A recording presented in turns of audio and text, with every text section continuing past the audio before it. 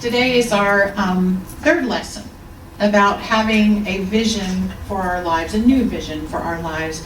That's the theme for the month of March. And if you remember, in the first week, I invited you to open your heart and allow God to inspire you with a new vision for your life or an aspect of your life. And then last week, we talked about all of the releasing that we have to do in order to step into a new idea. We have to release whatever limiting beliefs we have, relationships that don't support the vision, situations, emotions, and patterns, anything that would prevent you from having the power to create something new. That was our lesson last week. All those things, we invited them to set aside. So remember, we talked about whatever fences that we've crossed, to actually walk away from the fence, walk away from that experience and create something new, just letting go of anything that stands in the way of this new idea we have for our life. So today, we're going to talk about what we need to embrace, what we need to embody in order to become something new. And those are three really powerful words: embrace, embody, and become. And I just want to kind of break them down one by one. So the first word is embrace.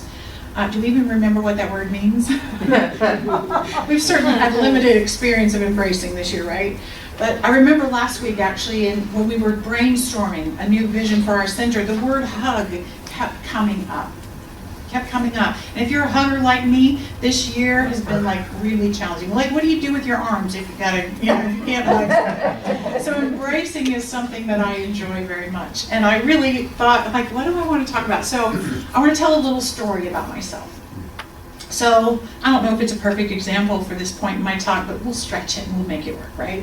So when I was a really little girl, I'm going to say I was about 3 or 4, something like that. My parents decided that it was time for them to take their kids to meet my dad's mother and father in Kentucky. Okay, so we lived in Colorado, we're traveling to Kentucky. It was very exciting because we were going to go on an airplane. I think it was my first airplane ride. It's definitely the first airplane ride I can remember. First memory of flying. And I was going to meet my grandmother. Okay, so I already had one grandmother. I had my mom's mom, and she lived nearby. So I was idea of grandma was really clear to me. I knew what was going to happen. But this was going to be a new relationship for me because I was, I don't believe I'd ever met my father's parents, but I know this was like my first memory of meeting her. And I'm sure my parents prepped me for the trip, mostly how to behave on the plane, but what to say, how to do everything, and I'm sure that they also coaxed me about what to do when I met my grandma. My grandmother and my grandfather actually, but it's my grandmother that I remember meeting. But anyway, after the very exciting plane trip, and what I remember about being on the plane was the little tiny forks and knives. Back then they served food on the plane. They were little bitty eating utensils. So anyway, after we got off the plane, we headed into the terminal to meet them. And back then, of course, they could come all the way to the gate, right? They didn't have to wait outside security. They were standing there right when we got off the plane, and there was my grandmother standing there. And of course, she went to hug my dad first. That was her son. I mean, I'm sure it was a brief moment. Then she hugged him, and then she turned to the kids.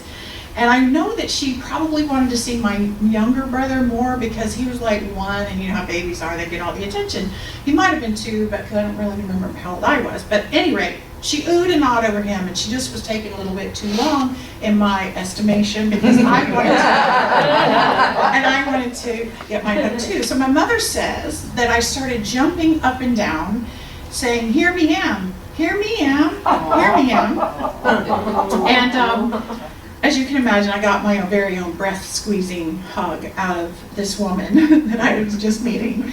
And the only other memory I have of the trip was that my grandmother took me to the bathroom, because I'm sure after the plane I had to go, but because I was the only little girl, she got to take me, not my brothers, and I felt very special. So anyway, I remember this memory quite vividly. So I loved hugs. Even as a child, here me am. So if I say that to you later, it's because but anyway, so I want to use this example if I can. Okay, so if we can say that I had a vision for my life, and that vision was a great relationship with these new grandparents. Let's just say that was my vision. Of course, at that age, I didn't have a vision for anything. But maybe we can use it as an example if you let me stretch it. So if I was an adult, I had to make new choices and new thoughts if I was going to have this new relationship. So I'm sure that you can all relate to a vision of having a new relationship of some sort in your life. Maybe that's your current vision right now, I don't know, but a new relationship or perhaps an improved relationship in your experience. So since we're talking about what we need to embrace and embody, what did I have to embrace in order to have this relationship with my grandmother unfold? Let me just see if we can figure out what I had to embrace. So first of all, I had to be willing to fly on a plane. Okay, so that in and of itself for some people is a barrier, right? So I had to be willing to try new things. I had to embrace a new experience and get on this plane to go meet this person.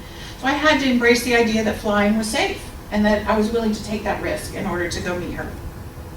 I also had to embrace the idea that I could have another grandmother in my life. Like that spot wasn't too full, right? That I could have something new in that relationship. And there was room in my heart and I was really going to open that up to somebody new. And I had to embrace the idea that I was lovable, right? And that she would find me lovable. And then I had to embrace my grandmother herself. I had to be open to knowing who exactly she was. She wasn't going to be my Nana, my other Nana, because she was just unbeatable. You know, this was a new person, right? So I had to learn who she was, what her values were, how to behave the way, you know, that I could get the hug that I really wanted or whatever. But I had to embrace her as a person. But most importantly, I had to embrace a new identity for myself as a grandchild in this relationship. I already knew what a granddaughter was. I already knew that in relationship to someone else. But I had to embrace my identity as this person's granddaughter. So those are quite a few beliefs that I had to kind of open up to and thoughts that I had to embrace, right? So perhaps, as I said, your new vision for your life is about a new relationship of some sort, whether it's with a person or a process or a situation. And can you see how in this process you are invited to embrace similar beliefs and ideas and experiences to what I use in that example? And so often, a new situation or relationship can be blocked. And it can be blocked by those, what we talked about last week, feelings of unworthiness or scarcity, maybe the scarcity of the quality of relationships or the people to have those relationships with. You know, or perhaps you're blocked by feeling like too busy, like my life's already too full, like I already have enough of everything, and I don't really want to put myself out there again, or maybe I'm reluctant to take risks. You know, those are some of the things that would block that. So, you know, it really doesn't matter if you're 3, like I was, or you're 33 or 73, it doesn't really matter. If a new relationship is part of your vision, embracing your worthiness and your openness to receive another person is a big part of this step, right? Embracing your willingness to identify yourself in a new way is a big part. It's a big, big part. So embracing something or someone is an act of receptivity. It implies this level of enthusiasm for the receiving of something new. Because you know what? We absolutely cannot receive what we are unwilling to receive. I'm going to say that again. You cannot receive what you are unwilling to receive. You know, when we say we want a new thing in our life, we've got to be willing to receive it, and we've got to embrace these new ideas and concepts that support that thing and make it possible. So we have to ask ourselves a lot of questions about this new vision that we have in order to figure out what is ours to embrace. And here are some of the questions I came up with. What must I be receptive to that will bring me closer to my vision? What new possibilities am I ready to experience? How am I willing to grow and stretch out of my comfort zone?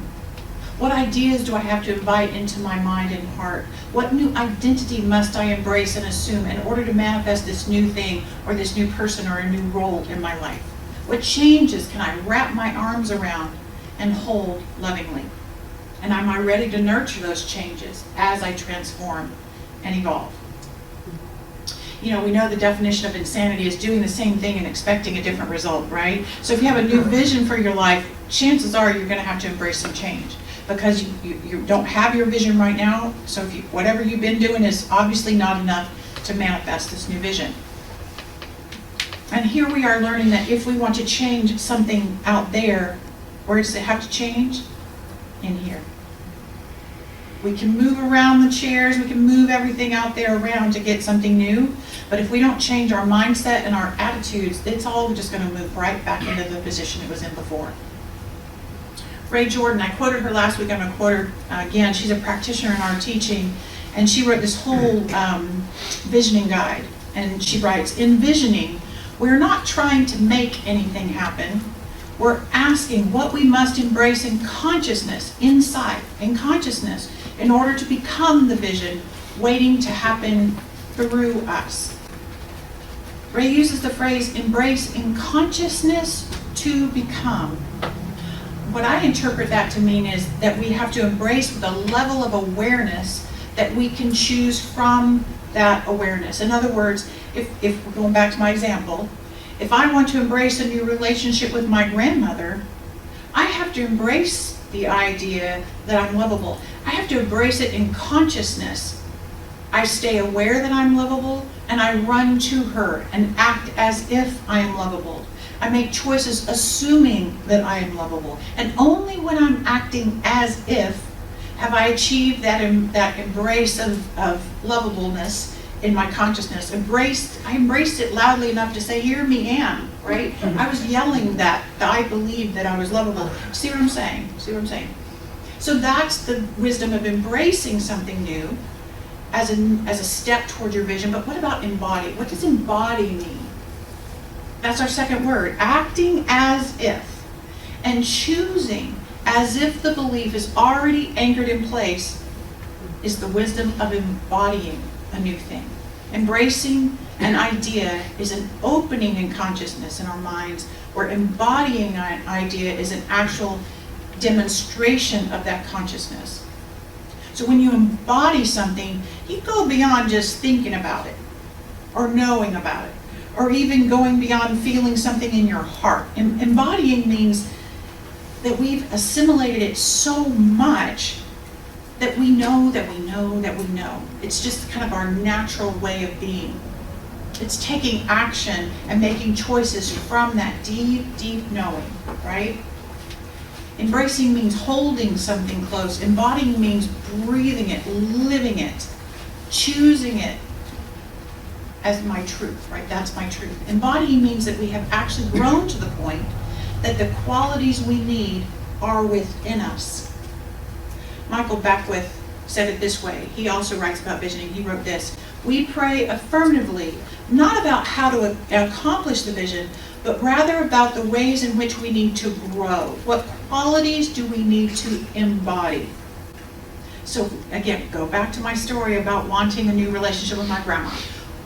When I'm embodying the new idea that I'm worthy, that I'm lovable, that this person is worth my time and effort, I'm embodying an identity as her granddaughter, acting as if I am her granddaughter. I just met her, but I acted as if I was her granddaughter because I was assuming that she'll accept me as her granddaughter in this new situation. I run toward her and I yell, "Here I am," or "Hear me am," right? So I'm choosing from that belief about myself, that new thought that I have about a relationship, and from that place inside where I know that I'm all that in a bag of chips, I'm running toward her, and that's my actual embodiment of these beliefs that I needed to have. So what do you need to embody to have your vision take form? Are you acting as if you deserve your new vision? Are you making choices as if your vision is already an accomplished fact, right? Are you living as someone who's already living the vision that you want? Are you acting like a person who already has it, as someone who identifies with this new idea? That's what it means to embody a thing. And our final word today is about become. Become. Embracing and embodying are about raising our consciousness, doing the mental work, and taking action accordingly. But becoming is about allowing our vision to unfold in our reality and in our experience by allowing our highest self to reveal itself. Becoming is really just revealing who we already are. We ask, what must I become to live my vision? What we're really asking is, what God qualities are already within me that I'm ready to start living out loud in this new way? What divine aspects of myself are now ready to just be?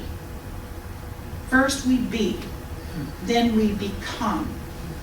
It's all about surrendering to who we already are. Ramana Maharishi says this: surrender is to give oneself up to the original cause of one's being. That means we give ourselves up to our spiritual nature, the truth of who we really, really are. That means living from our soul. That the reason we came into this magic suit. Why did we come here? We came here to love and create and experience life at its most satisfying levels. And again, I return to my story. I was already my grandmother's granddaughter. I already was that. That was already within me. I was born into that truth.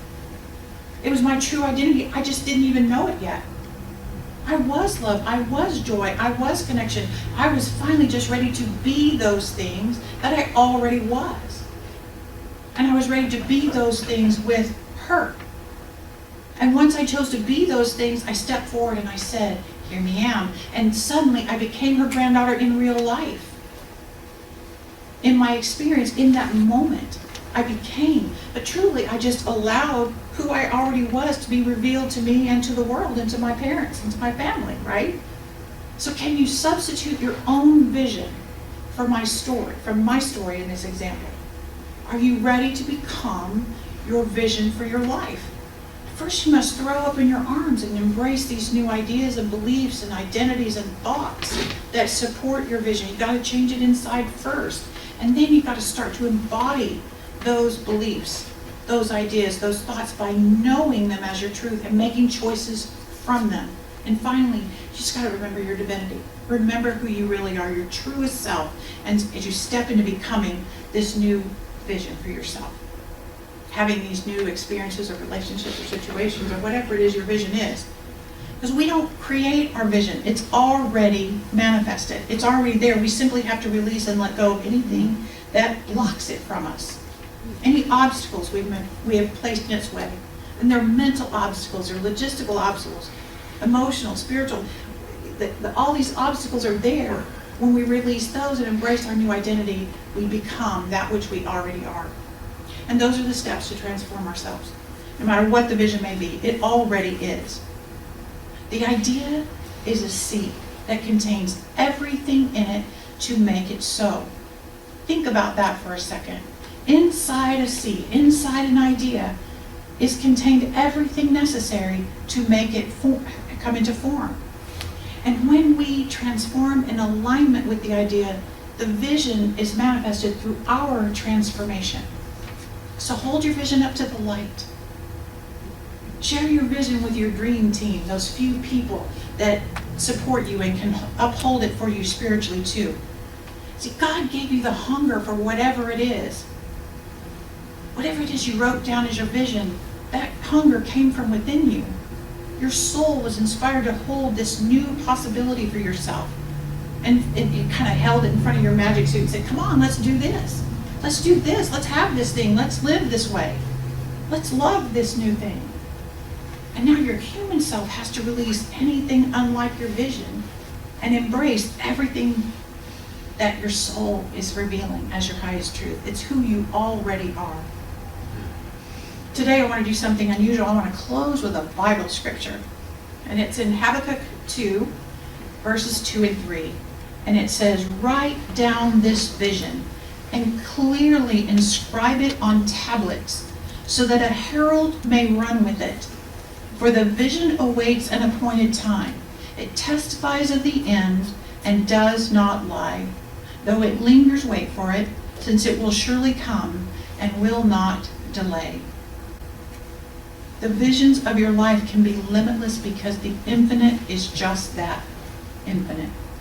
And as the scripture says, write your visions on a tablet and let a herald run with it and tell the universe that it is yours, and wait for the timing and know that your vision does not lie. Wait for it and it will surely come. And it all starts with an embrace. What are you willing to throw your arms open and receive today? Here, me, am. And so I want to read our one sentence affirmation together. With open arms, I embrace my transformation and become everything